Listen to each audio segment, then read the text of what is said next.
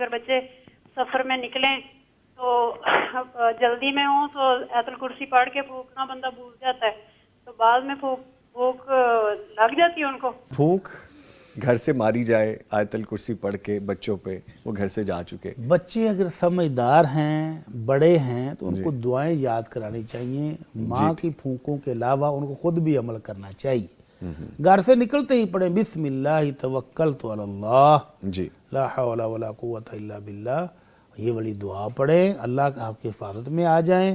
اور اگر آپ سفر پر جا رہے ہیں، لمبے سفر پر، تو تینوں کو خود پڑھ لیں اور اپنے جسم پر خود پھونک مار لیں تو بہترین ہو جائے گا. اور اگر بچے گھر سے جا چکے ہیں، والدہ کو بعد میں یاد ہے تو ان کو فون پر کال کر کے بتا دیں کہ بیٹا دعائیں پڑھی ہیں. جی دعائیں نہیں پڑھی تو ابھی پڑھ لو.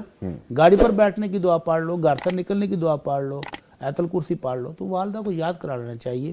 اور یہ جو فلائنگ دم ہے اچھا فلائنگ دم یہ اگر بچہ پاس کھڑا ہو تو والدہ آیت الکرسی پڑھ کے دم کرے، بہترین ہے. ٹھیک ہے. لیکن دور جب چلا جائے تو پھر اس کی کوئی دلیل